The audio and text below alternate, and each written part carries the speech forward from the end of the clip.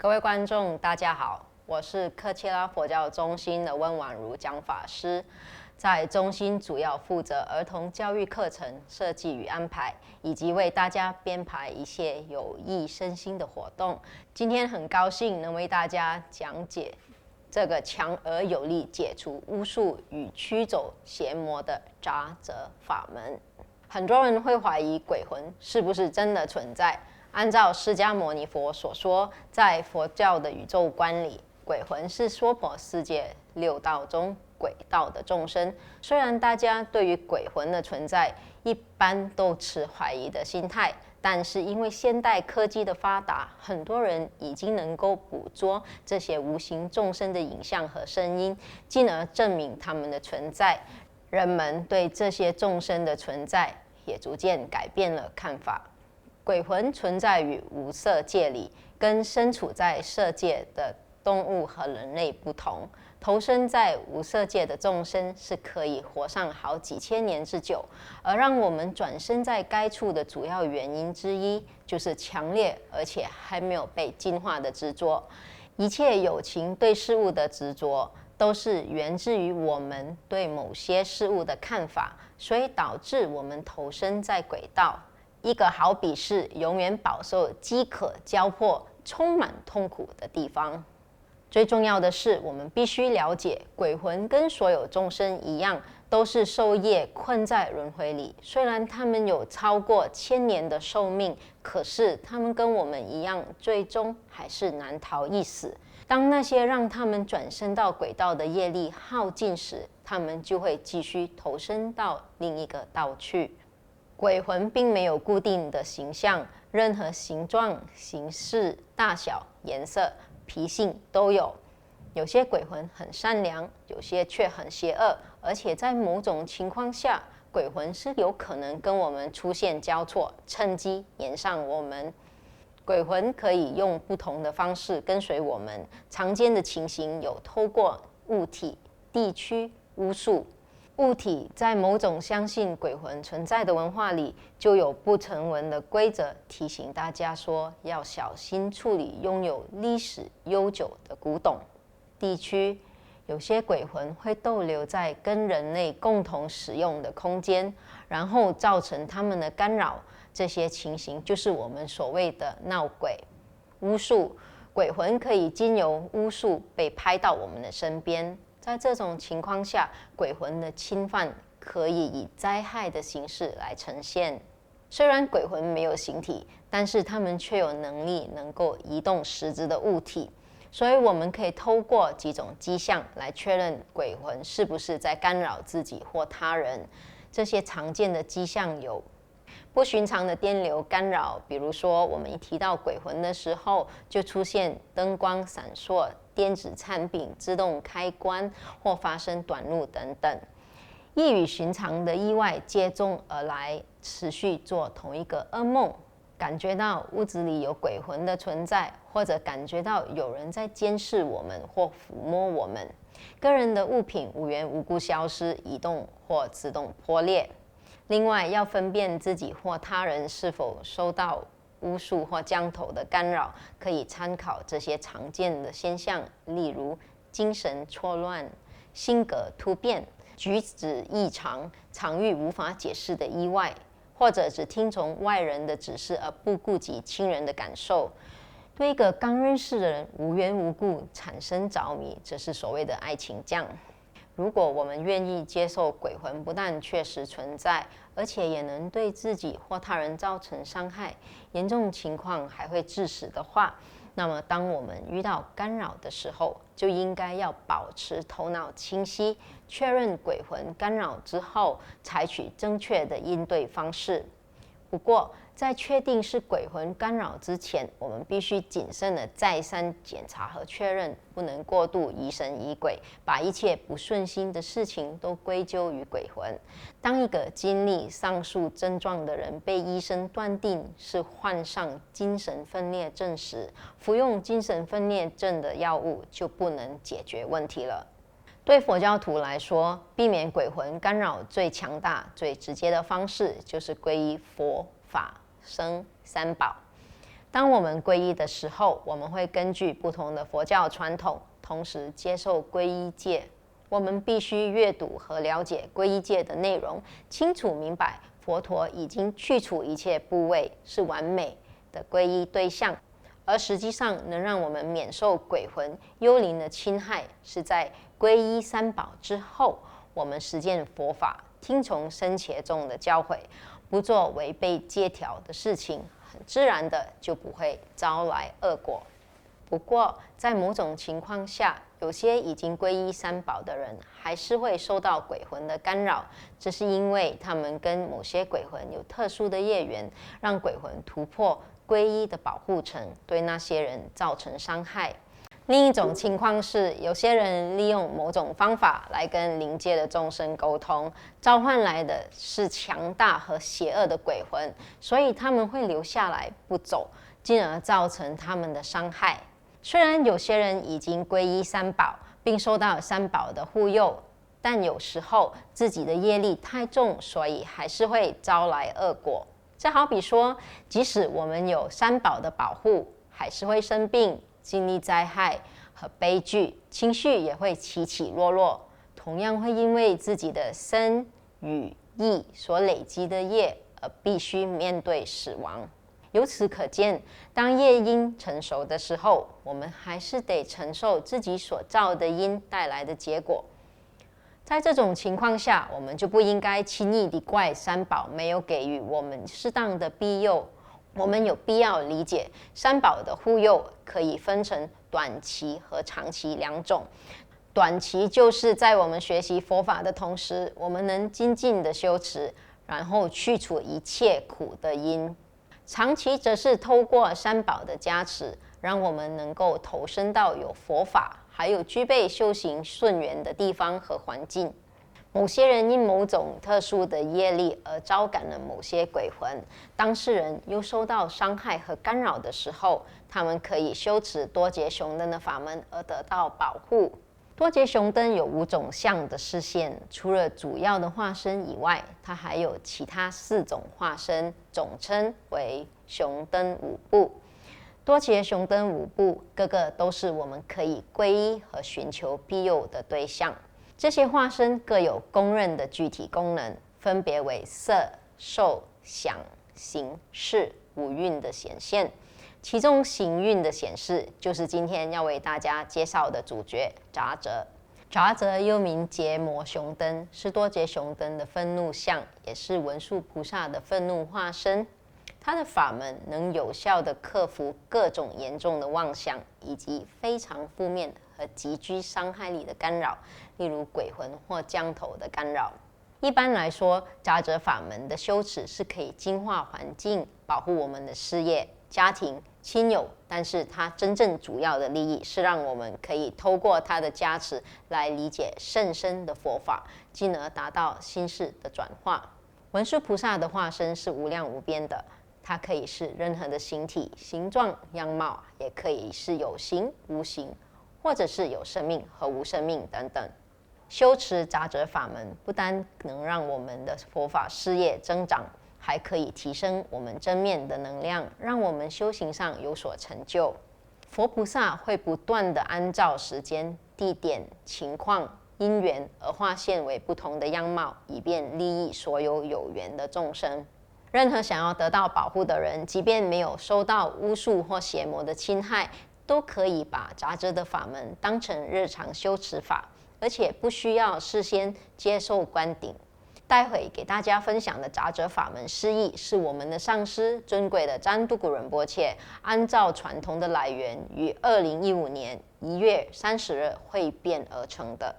杂泽的修行法门不仅能驱除鬼魂，也能驱除非自然的灾害、问题和困境。在我们出远门的时候，给予适当的保护，同时也能护佑我们免受他人的恶语、魔咒、符咒或下蛊的伤害，避免让我们面对突然死亡或不幸的意外。因此，这个法门是非常强大的。佛坛是修持中的重要组成部分，提醒我们的修行目的，也是培养我们良好的素质，好让我们能够利益众生。这就是设立佛坛在修行上的好处。至于那些专为了对抗邪灵干扰而修持杂哲法门的人，他们的佛坛上供养杂哲法像本身就是一种保护。一个理想的佛坛会包含以下所有6件物品：第一，佛的图像或塑像；第二，杂哲的图像或塑像；第三，佛经；第四，佛塔；第五，一套妙玉供，从左到右2碗水、香花、熏香、灯烛、香水、食物和海螺。第六，一套水供，可以是7碗或8碗。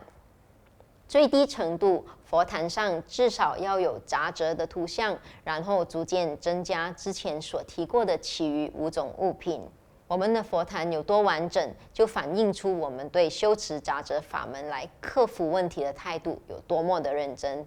因此，就像人生所有的事物一样，我们付出多少的努力，就会有多少的成果。在修持开始的时候，我们先念诵3遍的皈依文。这里我们皈依宗喀巴大师，也就是上师和佛法僧的组合。当我们念诵皈依文的时候，观想宗喀巴大师在我们的眼前，身边围绕着他的8大弟子。初学者如果觉得观想很复杂，可以先观想宗喀巴大师的2位心子克祖杰仁波切和贾曹杰仁波切。我们观想他们坐在甘丹天堂，镶着闪亮珠宝的法座上，父子3人面带笑容，快乐地给予我们加持。我们观想从宗喀巴大师的法座内划现出一道红黑色的光芒，代表着文殊菩萨的心事，从甘丹天堂降临到我们的眼前。然后我们观想在这道光的下方有强大、汹涌、狂暴的黑灰色云朵，伴随着震耳欲聋的雷声及耀眼的闪电，四周围绕着许多威猛的禽兽，例如秃鹰和老鹰。这个时候，杂哲就在黑云的中央，他的心中有一个日轮，上面有红色的轰字，而从这个轰字散发光芒，发射到十方，邀请诸佛菩萨和僧祇融入轰中。他们的本质和杂哲融合，然后显现在我们的眼前。这个时候的杂哲相是完整的，具体表现三宝的本质，所以在杂哲前面所做的一切，就等于跟三宝面前做没什么两样。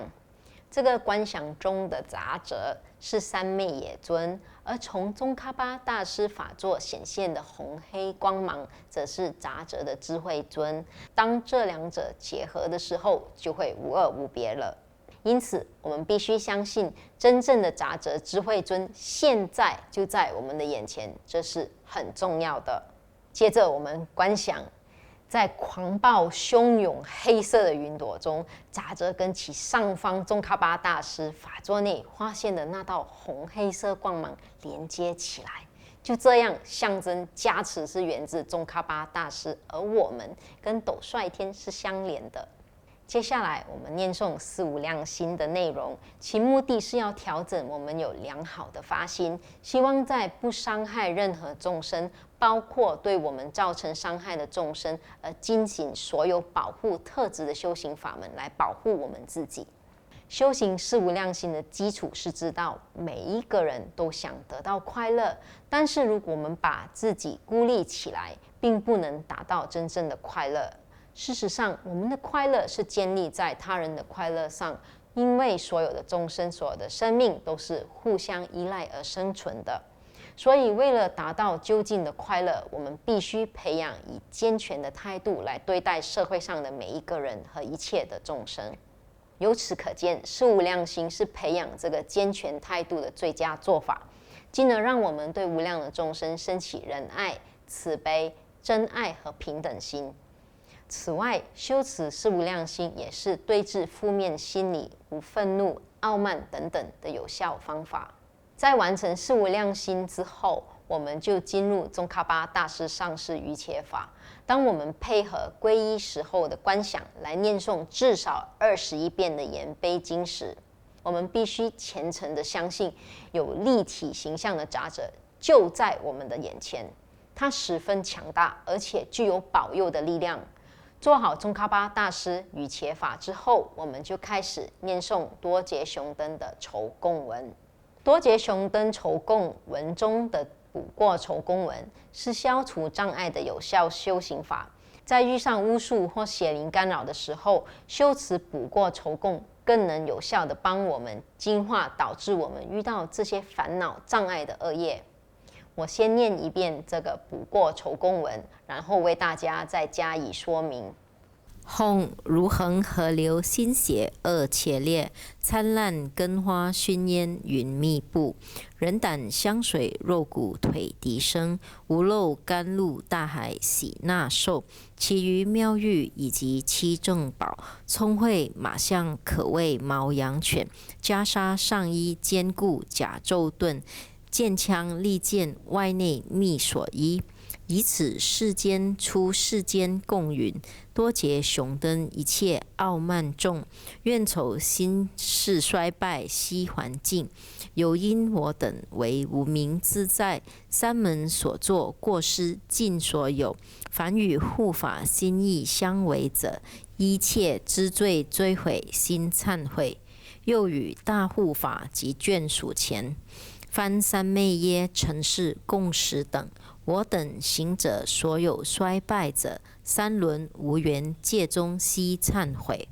虽然补过酬供文看起来充满暴力和凶猛，但是这并不是多杰雄登修持法专有的特色，在其他护法如嘎拉鲁巴、吉祥天母、大黑天等等护法的酬供文里也是很常见的。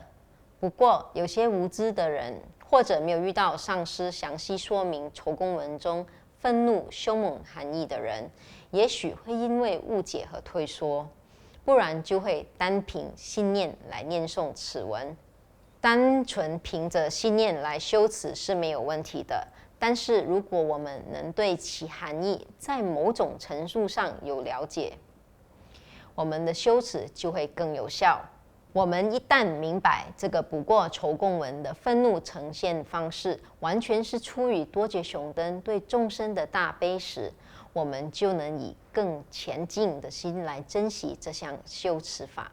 当我们透过补过酬供的修持来观想净化自身的恶业时，我们首先必须明白，所观想的人体形象并不是我们一般所认为的活生生的人体。这个人体形象是没有自觉的，它只不过是导致我们继续制造诸如贪、嗔、痴、执着等恶业的负面品质。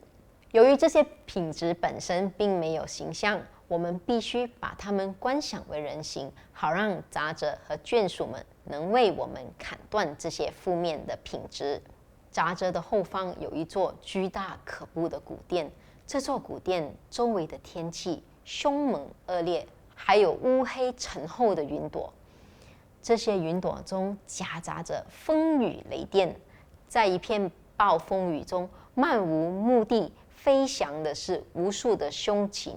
兔鹰、老鹰，眼珠从口中吐出，云中翱翔的龙则象征着凶猛的雷电。古殿四周围绕着险峻的山峦，还有崎岖粗糙摇摇欲坠的山道，随时可以夺取人命。险峻的山中满布着迦楼罗、风野象、蜥蜴、鳄鱼、毒蛇、蝎子等凶猛野兽，增添了死亡的气息。腐尸的臭味布满着整个阴暗险峻的山野中。险峻的山间绵延着好像圣洁恒河而不见尽头的滚滚血河，血河端流险急，河岸怪石嶙峋，猛兽四伏，河中升起浓烟烈焰，河面则飘满无数浮尸。这广阔的空间内的一切都是多杰雄登慈悲的化现。由于我们无法想象从无始劫以来累积的恶业有多么的庞大，多杰雄登就以我们所能联想和明白的方式，视现如此怪诞的恐怖世界，让我们对自己所累积的恶业有所了解。他向我们展示这些恐怖凶猛的禽兽和环境，是为了让我们体会到，如果我们不修持敬业，那么这就会是我们即将要面临的命运。在这个修持法中，多杰熊灯与眷属会降临，然后强力的破坏这个恐怖的恶境，而因此净化了我们的恶业。在念诵补过酬供文的时候，通常由卡切马波守护的多杰熊灯坛城之门就会打开，门内诡异的世界都是多杰熊灯的视线，目的要让我们消除恶业，继续迈向究竟的解脱。恶劣天气和地势中的古殿是杂者的居处，这座可怖的古殿饰满人骨和人肉，在这里由人骨尸物剥下的人皮而做的胜利旗帜，飘扬在熏烟密布的风中。古殿中也挂着人皮窗帘。这座以人骨和人皮大量装饰的古殿，象征着杂者透过解脱众生累积而来的物质，同时也象征它可以解脱无量众生的伟大能力。因此，杂者的古殿里充满了骨头和所有被视为可怕的物质，表明了他收集每个人的恶业和痛苦。当我们供养这种形式的恶业给佛、菩萨砍断时，这些恶业都会被我们看成是丑陋的物质。可是对佛、菩萨来说，他们主要的目的是让我们从恶业中解脱，因此这些恶业会转化为我们究竟的供养。杂者将这些观想为人形的恶业砍断后，他就把这些骨和皮作为他具所的事物，倾注它，把我们从这个恶品质中解放出来的象征。古殿也代表知他相换，承受他人的痛苦，把功德献给他人的一种修行法门，以密续观想相呈现。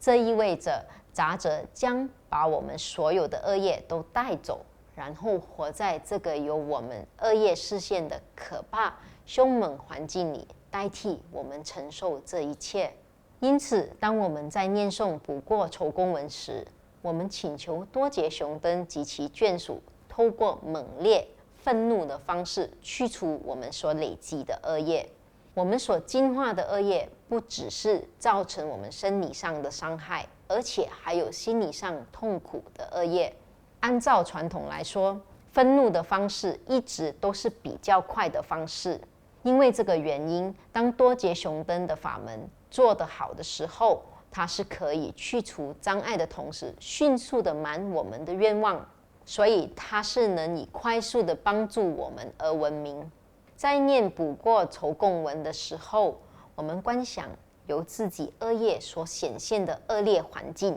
其中有一个巨大无比的人体形象出现在我们的眼前。这个形象是一切障碍我们修行上有所成就的恶业和品质。杂者和他的眷属降临到形象中，然后进行分割，形成无量无数完整的愤怒供养。愤怒供养包含：第一，明茶。我们观想人体形象中的血一滴不漏的盛满到第一个碗里，然后供养上去。第二，愤怒花。观想形象的头盖骨反过来，然后把心脏放在里面，心脏上面就均匀的摆设眼睛、耳朵、舌头和鼻子。第三，熏香。我们观想形象的骨头全部取出来点燃，而烧出来的烟供养给杂者。第四，灯烛。观想形象体内的脂肪全部拿出来做油灯，然后供养给杂者。第五，香水。观想形象体内的液体，例如尿液、胆汁、脓血等等，一滴无存的装进碗里，然后供养上去。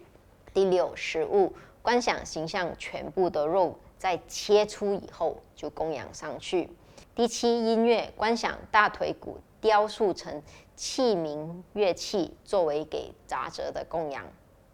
在补过酬供文的结尾处，观想这些恶业的显现已经被杂者及其眷属摧毁。这个观想的内容以愤怒、血腥的形式来呈现，主要是让我们训练去除对喜爱和厌恶的执着。这是另一种按照施身法教诲中，以看见我们的身体从恶业中升起，然后打碎、摧毁、消灭来进行的解脱观想。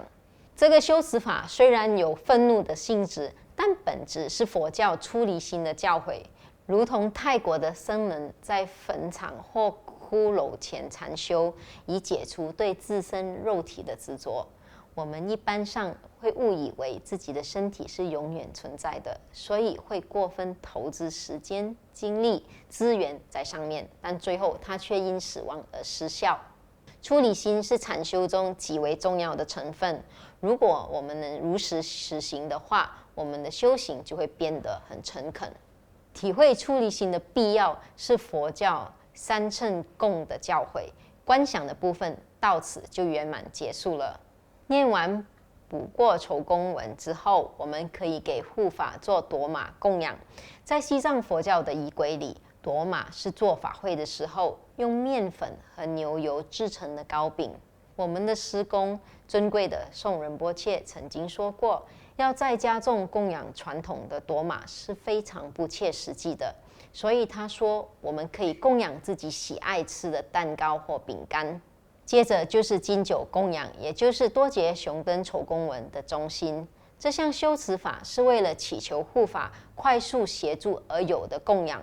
因此金酒供养特别在紧急的时候备受现代修行者的欢迎，而且是在危急情况的时候非常普遍的修行法。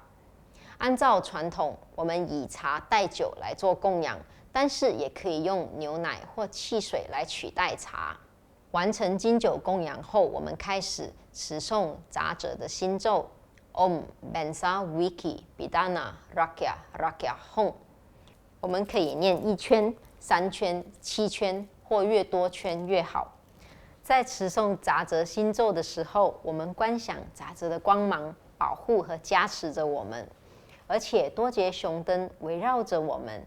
没有什么可以穿透这个保护层。观想多杰雄灯化身无数往十方东南西北4隅上下方去。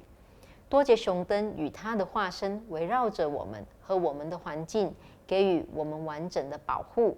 没有什么可以穿入或离开这个保护层。多杰雄灯就是透过这种方式确保我们的功德不会流失。接着我们观想从中间那尊多杰雄灯的心中红色的吽字发射各种的光到我们的体内，这些光的力量非常强大，净化我们内在的恶业。这就好像我们站在瀑布下，那些水完全覆盖我们，把我们的恶业完全驱除。观想这道强大的红色光从多杰雄灯那里进入我们的心中，这道光充满着我们的身体，从我们的七孔驱除一切不净，以蝎子、蟒蛇、昆虫、蜥蜴的形式显现。我们体内的所有黑色物质完全去除，留下来的只有清澈和干净的身体。我们的身体浸泡在围绕着我们的多杰雄灯红色智慧光，完全净化和干净。完成这项观想后，我们应该感觉非常清新和清醒。以这种感觉，然后想：我的心受到控制，我可以控制，没有鬼魂可以伤害我，没有鬼魅可以伤害我。接着以这个想法和持续持咒的当下，我们对这些众生升起慈悲心，不用愤怒的方式去除他们。他们之所以会伤害我们，如同伤害我们的人一样，都是在受苦的众生。这个法门最主要的成分就是对伤害我们的鬼魂升起慈悲心，因为他们是受到他们恶业的主宰，才会来伤害我们。当我们能对这些众生升起慈悲心，我们就不需要这个法门了。因为有一种说法是，当真诚的甚深慈悲心在我们的心绪中升起时，一切的鬼魅在听到我们声音的那一刻就会马上离开。没有办法伤害一位有大慈悲心的修行人。我们以慈悲心来修持和做观想的时候，我们的身、语和意会完全浸泡在这项修持法的保护层里。我们在修持的时候，身体是以禅坐的气支做法来做，语言浸泡在心咒里，而意则专注在观想里。所以我们的三门身、语、意完全关闭，外来的不净不能进入。另外，我们要谨记持续不断的修持，直到问题完全解决为止，这是非常重要的。当我们决定开始修持杂则的法门时，我们必须清楚明白，无论在过程中心里有多么的痛苦，鬼魂的干扰有多么的强烈，都是短暂的，因为这些都是恶业进化的现象。所以我们不要中途而废，持续不断的修行，问题就会慢慢的解决。心咒持诵完毕后，我们就念21遍的金刚萨埵百字明咒。Om Bensa Sato Samaya Manupalaya Bensa Sato Teno Patita Tidro Me Bawa Suto Kayo Me Bawa Supo Kayo Me Bawa Anurato Me Bawa Sarwa Siddhi Me Prayacha Sarwa Kama Sucha Me Tritam Sriyam Kuru Hom Ha Ha Ha Ha Ho Bakawan Sawa Tata Gata Bensa Mame Muncha Bensa Bawa Maha Samaya Sato Ahom Pet。这个部分结束以后，我们就做圆满功德回向。最重要的是，希望所有的众生能得到解脱和自在。这样的慈悲回向是很重要的。之后就回向我们自己能从烦恼中解脱。当我们在持咒的时候，可以把咒语吹在装在密封且干净容器里的米上。我们还可以吹到自己的身上，或者到水里。持咒的时候，我们是把佛陀一切善德的显现，有效的传达到这些物品上。加持过的水可以透过洗身或者饮用来驱逐鬼魂。我们也可以把这些水带给受到干扰的人。另外，我们可以把水洒在屋里或任何我们觉得有干扰的地方。至于那些加持过的米，我们可以烧在闹鬼的地方。所以，如果我们的家里有鬼魂的干扰，我们可以烧一点加持过的米。这些米在烧的过程就会发挥咒语的功力。如果我们把心咒吹在自己的身上，我们的七孔、双眼、双鼻孔、嘴巴、双耳、两根无名指、肛门和生殖器官都会关闭，避免任何负能量进入体内。这11个地方就是我们没有收到保护的时候，鬼魂可以进入的地方。